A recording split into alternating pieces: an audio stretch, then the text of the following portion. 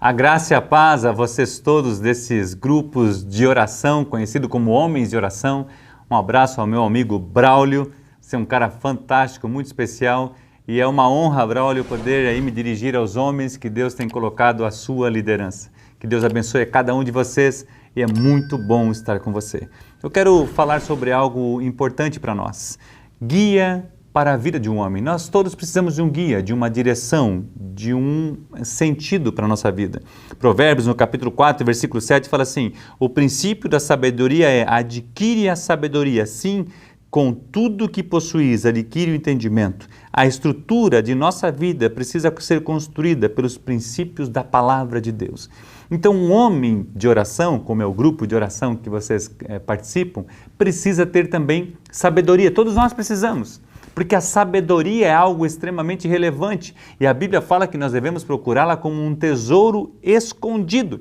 A sabedoria capacita o homem a obter tudo o que ele necessita. A sabedoria da riqueza, da honra, da prazer, da paz e uma vida longa. Como obter a sabedoria? Como é que eu busco a sabedoria? A Bíblia fala assim em Tiago, capítulo 1, versículo 5, e se algum de vós tem falta de sabedoria, peça a Deus, que a todos dá liberalmente, e não lance em rosto, e ser-lhes-á dada. Deus promete dar sabedoria, se você pedir.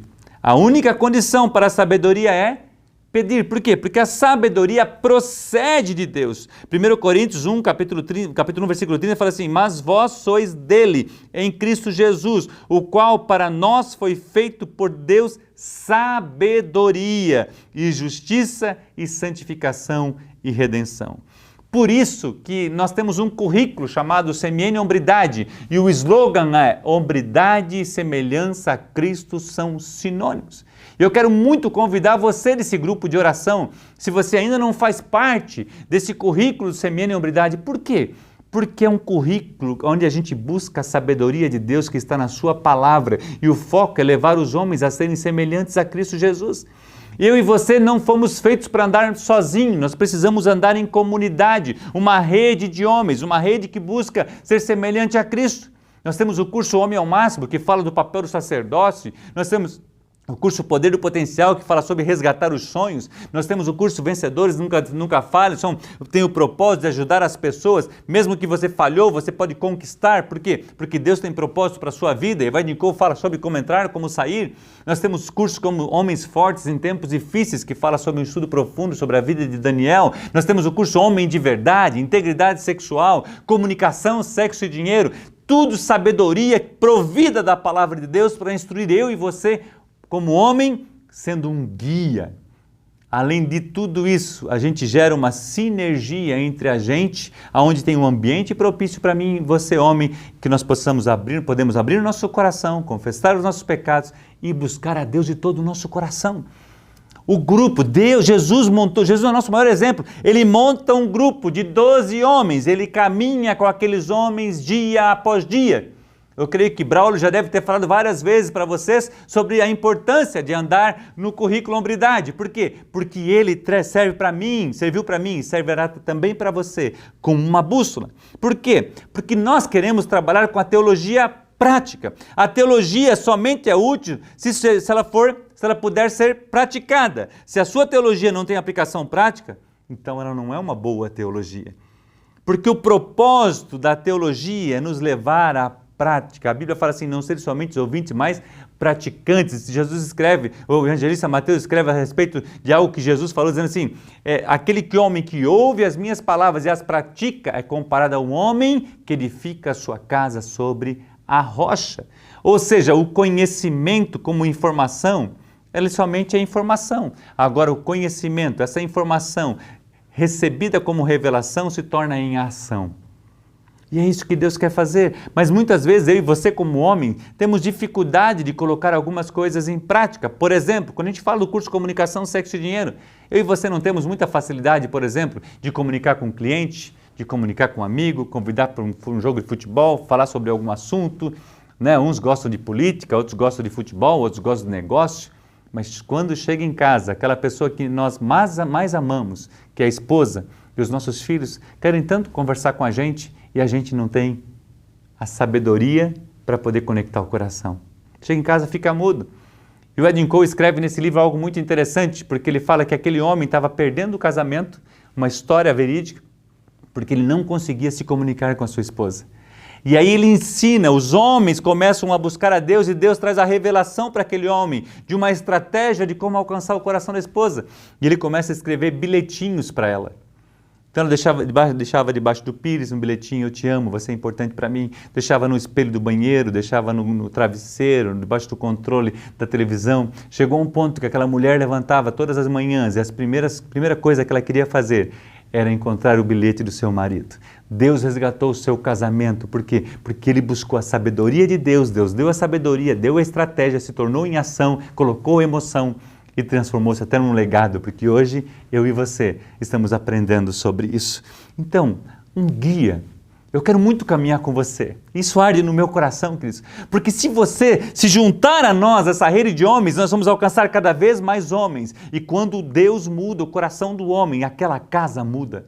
Quando o homem muda, a casa muda. O Edwin Cole fala que o problema da família é o homem, mas ele também complementa dizendo que a solução da família é o homem. Nosso propósito aqui é apresentar princípios bíblicos para Deus, para você. Eu quero trazer alguns princípios como guia para você. Primeiro princípio, estabeleça seu calendário pessoal antes do profissional. Paulo escreve ao seu amigo Timóteo, na sua primeira carta, dizendo assim, que governe bem a sua própria casa, tendo seus filhos em sujeição com toda a modéstia. Porque se alguém não sabe governar a sua própria casa, terá o cuidado da igreja de Deus? Dê a prioridade à sua família. Não sacrifique a sua família no altar de seus negócios ou ministério. Sua família vem em primeiro lugar. Lógico, primeiro lugar é Deus, mas depois de Deus é a sua família. Porque eles têm confiado em você e a vida deles depende de você. E eles devem ser respeitados, tendo o primeiro lugar no seu coração. Porque quando os negócios passam, tudo passa na nossa vida, certo? Passa o nosso momento, daqui a pouco nós chegamos na velhice e aí a gente vai ficar com quem? Com a família. Quando você monta o seu calendário anual lá no começo, o que você coloca em primeiro lugar? Você coloca a sua empresa, coloca os seus negócios, coloca os seus alvos profissionais, o seu ministério, a sua igreja. Em que lugar está a sua família? Por isso que eu amo tanto esse currículo Hombridade, porque ele me ensina a colocar em primeiro lugar a minha família. Eu também, de repente, fazia igual você. Não sei como você faz, vou falar de mim. Eu colocava primeiro a minha agenda profissional, depois a minha agenda ministerial, quando me tornei missionário aqui na Universidade da Família. Até o dia que eu li isso e que eu aprendi isso, eu falei, opa, eu preciso mudar. E aí quando chegava dezembro, que eu montava a minha agenda, primeiras datas que eu colocava eram as datas da minha família. Eu cheguei a passar Dia dos Pais, por exemplo, longe da minha família. Por quê? Porque eu coloquei o ministério em primeiro lugar. Depois eu comecei a observar com cuidado para que eu pudesse dar valor àquilo que realmente tem valor. Primeiro Deus, depois a minha família. Um homem de oração, como vocês são, nesse grupo de oração, também tem que buscar a sabedoria na palavra de Deus. E não somente buscar a sabedoria, mas colocá-la em prática. Duas fontes revelam muito sobre a gente. A nossa agenda e o nosso extrato bancário. Por que a nossa agenda? É onde que a gente quer ir, onde a gente coloca prioridade. Por que o nosso extrato bancário? Porque é onde você gasta seu tempo e dinheiro, ali está o seu coração. Pois eles revelam claramente. A sua agenda é a sua Bíblia para a vida da sua família. Uau! Como você tem construído sua agenda? Há um consenso entre os membros de sua família? Eles têm recebido a parte boa dela ou a sobra dela? Como você pode mudar ou aprimorar isso em sua vida? Deus está falando com você e Ele tem a melhor agenda para a sua história. Uau! Eu queria que você refletisse um pouco sobre isso. Porque isso é muito relevante, irmãos. Não basta a gente ser somente um homem de oração, isso é extremamente relevante. Não basta somente ser um bom leitor da palavra, que isso também é muito relevante. Mas as duas coisas precisam estar juntas e conectadas à ação. A Bíblia fala que a fé sem obras ela é morta. Então eu e você como homens, como líderes, nós estamos influenciando a próxima geração. Sabe, o Ed Cole escreve no livro do Homem ao Máximo uma história muito interessante, na lição de pais ausentes. Esse pai está contando que ele gerou o filho, e o filho queria brincar com ele, e dizia assim, eu não tenho filho, eu não tenho tempo, eu preciso fechar um negócio, eu preciso fazer isso, eu tenho uma reunião aqui, tenho um ministério aqui, eu tenho uma agenda aqui, filho, hoje não vai dar para brincar, mas quem sabe, no próximo final de semana a gente brinca. E o tempo passou, e esse pai terminou, o filho casou, foi morar em outra cidade, tinha filhos, conquistou seu trabalho, e o pai agora estava aposentado, e o pai resolve ligar para o filho e diz assim, oi meu filho, tudo bem? Aí começa a conversar com o filho, poxa, eu queria muito ir aí nesse final de semana, passar um tempo com você, ou você vir na minha casa, e o filho, pai, como eu gostaria, mas eu fechei um negócio, eu tenho uma coisa para fazer, tenho uma agenda para fazer, as crianças eu preciso cuidar, mas pai, muito obrigado por ter ligado. O pai desliga o telefone e fala assim, o meu filho saiu de mim, o meu filho é igual a mim. Uau! Como é que está a nossa vida? Que prioridade nós temos dado? Segundo ponto que eu queria falar com você. A sua Bíblia é o livro mais importante dentro dos seus bens? Quanto tempo você tem destinado para ler a palavra de Deus? Você compartilha da palavra com a sua esposa, com seus filhos, com seus amigos? Sabe, naquela roda de conselhos que as pessoas, então você está lá no trabalho conversando com alguém e alguém precisa de algum conselho, de alguma ação e você busca a fonte, a palavra de Deus. Eu e você como homens temos que ser apaixonados pela palavra de Deus. Nós temos que colocar como objetivo de lê-la pelo menos uma vez ao ano. Sabe, de discutir, nós estamos em casa, nos nossos devocionais, estudamos o livro de Atos, Romanos, agora estamos na primeira carta de Paulo aos Coríntios, fazendo em família e a gente cada dia compartilha sobre aquele capítulo e a gente tem um tempo de qualidade, depois a gente ora pelas coisas que a gente precisa, também pelas necessidades dos outros, ou seja, um homem de oração é um homem também que lê a palavra. Por que é importante? Porque quando você aprende a palavra, quando você for orar, você ora a palavra. Você está orando o que está escrito na palavra. Deus tem compromisso com a sua palavra. Então você chega e diz para Deus, Deus, eu estou orando em acordo com a minha esposa sobre isso, isso, isso, isso. A Bíblia fala que quando dois concordarem na terra, será concordado no céu. Então quando você começa a ler a palavra, o Espírito Santo te fará lembrar do que você leu. E quando você for orar, apresentar isso diante de Deus, que você tem base da própria palavra de Deus, para dizer, Deus, está escrito na tua palavra, você não está colocando Deus na parede, por favor, nós não temos esse direito e nem seríamos, Deus me livre de ser ousado a esse ponto, não.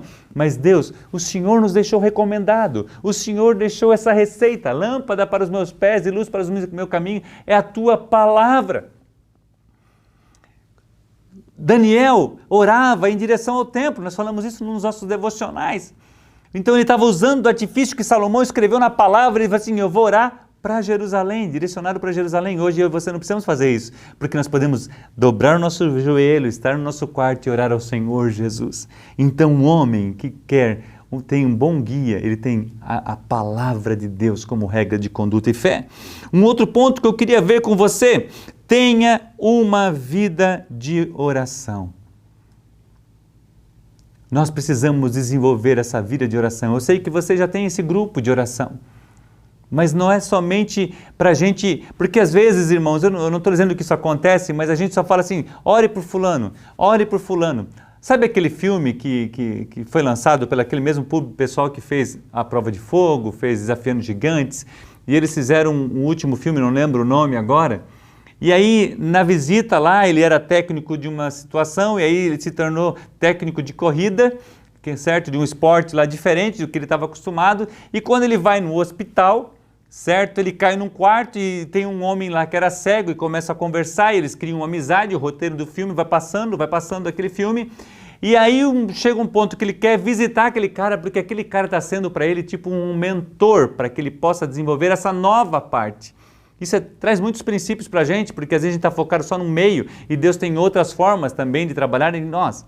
E aí ele faz uma pergunta assim para ele, não, você falou que é um homem de Deus, você falou que é um homem de oração e você falou para mim que você iria orar por mim. E aí ele pergunta para ele, você orou por mim? E aquele homem não podia ver porque ele era cego, mas a resposta daquele ator foi: eu não orei por você.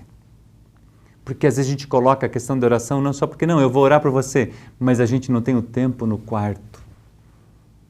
A teologia sem a prática é uma teologia que não dá resultado. A fé sem obras, ela é morta em si mesma. Eu sei que você já desenvolve oração, porque eu estou falando a um povo de 2 grupos que eu tenho no WhatsApp, que eu participo, tenho a honra de participar, que se chama o título Homens de Oração. Então eu sei que você já tem esse hábito de oração. Mas eu queria que você fosse mais intencional, mais específico na sua oração. Que você colocasse os seus projetos, que você realmente reunisse a sua família, que você reunisse esses homens, seja agora numa forma online, porque nós estamos restritos devido à pandemia, ou seja numa forma presencial, se já estão podendo fazer isso, ou na sua família. Vamos orar para aquele propósito. E quando Deus responder a oração, você reúne a sua família. Agora vamos dar honra ao Senhor. O Edin Cole escreve em alguns dos livros do Currículo Hombridade: toque no ouro, mas não toque na glória. Então, quando você recebeu aquela bênção, transmita a honra, a glória e o louvor ao nosso Senhor Jesus. Eu quero ir para o encerramento falando de um texto de Provérbios para a gente. Provérbios capítulo 3, de 1 a 10. Filho meu, não te esqueça da minha lei. Eu gosto muito desse provérbio. E o teu coração guarde os meus mandamentos, porque eles aumentarão os teus dias e te acrescentarão anos de vida e de paz. Primeira coisa, filho meu, não te esqueças.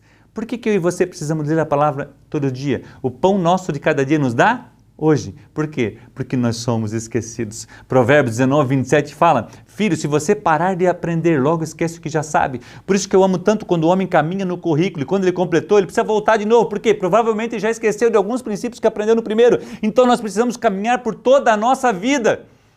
E eu ministro cursos não porque as pessoas precisam, irmãos, é porque eu preciso continuar aprendendo, revendo. Eu apliquei agora o curso Marido Irresistível, um curso piloto que nós abrimos, certo? E quando eu fui ler o livro de novo, parecia que eu nunca tinha lido aquele livro de tanta coisa. Eu dizia para minha esposa: meu, mas isso aqui é maravilhoso. Olha só que princípio, e eu já tinha lido e já tinha sido muito impactante para mim lá atrás. Mas filho, se você parar de aprender, logo esquece o que já sabe. Por isso que você, quando você assume a liderança num grupo, você é o que mais ganha. Por quê? Porque você está sempre vendo, você está sempre relendo, você está estudando a palavra. O sábio Salomão está dizendo: não te esqueça da minha lei. E no teu coração guarde os teus mandamentos. Ou seja, aquilo que eu e você estamos aprendendo, precisamos guardar no coração, transformando isso em prática. Por quê? Olha que fantástico. Porque isso, olha, os mandamentos aumentarão os teus dias e te acrescentarão anos de vida e de paz. É tudo que eu e você procuramos. Ainda no versículo seguinte ele fala: não te desamparem a benignidade e a fidelidade. Atas ao teu pescoço e escreve-os na tábua do teu coração. Então o conhecimento, o mandamento, vai me prolongar meus dias. Não é só prolongar os dias, porque está falando assim, anos de vida e de paz.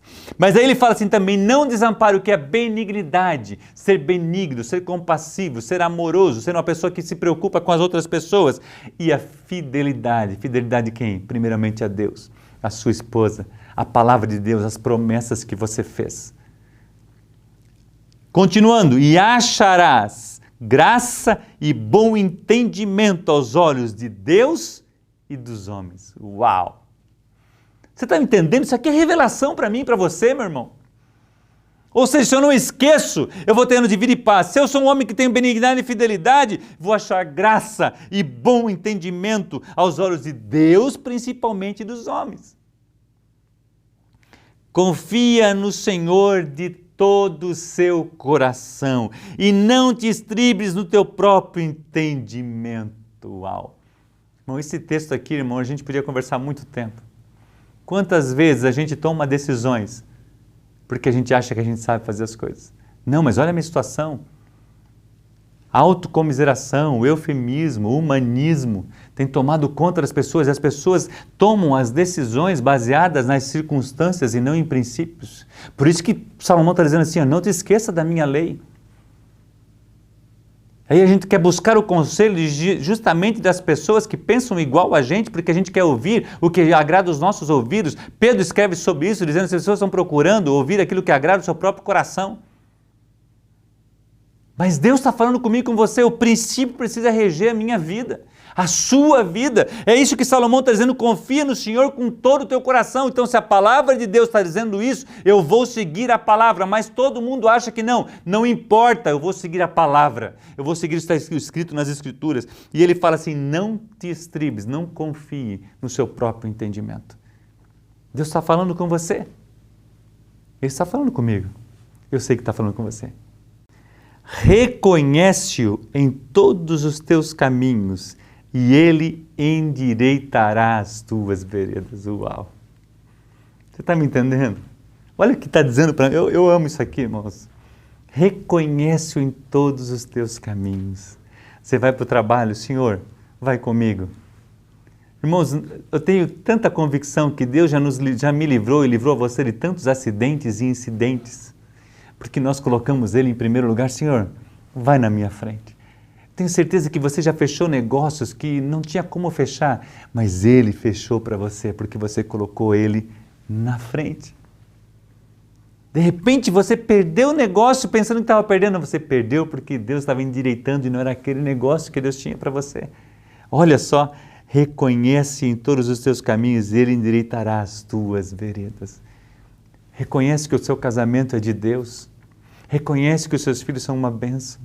Reconhece o seu relacionamento, que você precisa dele para o relacionamento com o seu pai, com a sua mãe, com o seu sogro, com a sua sogra, com o seu chefe, com o seu pastor, com o seu líder, com o seu vizinho. Reconhece isso diante de Deus e Ele vai endireitar as tuas veredas. É Ele que está falando, é palavra de Deus para mim e para você, mas eu preciso reconhecer. Lembra de Davi? Deus colocou, pelo menos, que eu estou me lembrando agora, 2 vezes, Saul a ponto dele matá-lo.